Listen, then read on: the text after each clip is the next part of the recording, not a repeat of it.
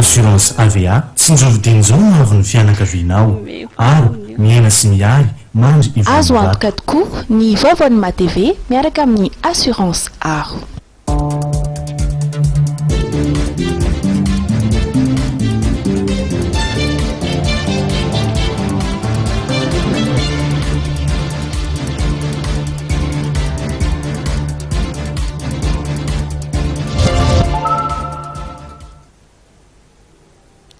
Tompoko lasy tompoko vavy faly mitsidika ny tokantranonao indray ny sampana fampalalam-baovao eto amin'ny fahitalavitra matv amin'ity aliny zoma faha 12 ny volana May 17 ity. Asaina ianao araka izany anaraka ireo vaovao nangony ny mpanao gazetinay tamin'ity androany ity.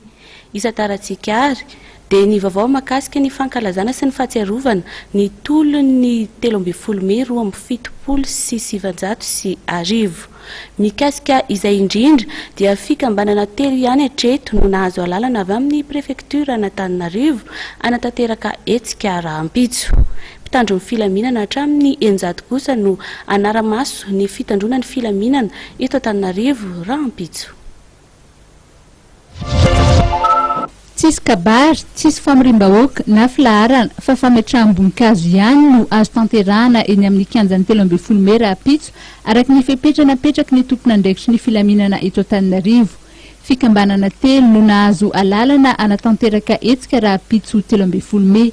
Tanay ny olana izay tsy olana itarien de rampera la vonsoa zany nangataka ny 13 May zany izy place 13 May anao fampivavahana ny place 13 May ino zany dia nilavinay zany le izy efa nilavinay le izy dia nitady toerana tany Mahamasina izy nangataka tany commune dia nahazo tany commune dia Mahamasina izy zany dia anao fotoam-pivavahana.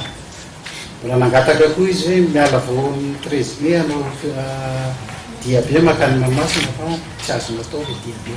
Faharoa zany dia Madame Malatina nangataka amin'ny kianjan'ny Kajo zany kalazany fa 1 taona ny mitsanganan'le association zany. Ny fahatelo zany mihetsika 13 May nangataka eny Andohalo izy dia nomenay alalana. Mpitandro filaminana hatrany amin'ny 900 no etsehana ary vonona ny isambotra ary anasazy izay rehetra mandika ifepetra ny Imoreg.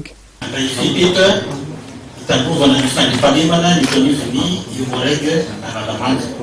Tapaka ny lalana rehefa mamonjy manakaiky indrindra ny ilavam-tanàna io isy toromarika omena ny mampiasa lalana zany na ny mpandeha tongotra na ny mampiasa fiara dia ny amin'ny vaindon-draharaha ny fametrahana ny fehezam-boninkazo etsiny rehetra izay tonga eny amin'ny fotoana rehetra dia ho afaka mametraka rehetrana.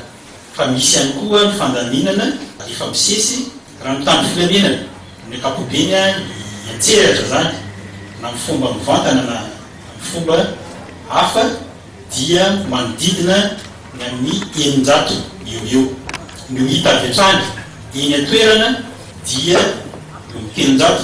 Araka izany hoentsitra ny mpitandro filaminana amin'ny fiarovana ny fandriampahalemana mandritra ny fankalazana ny fa 570 taona ny hetsika 13 May 2017.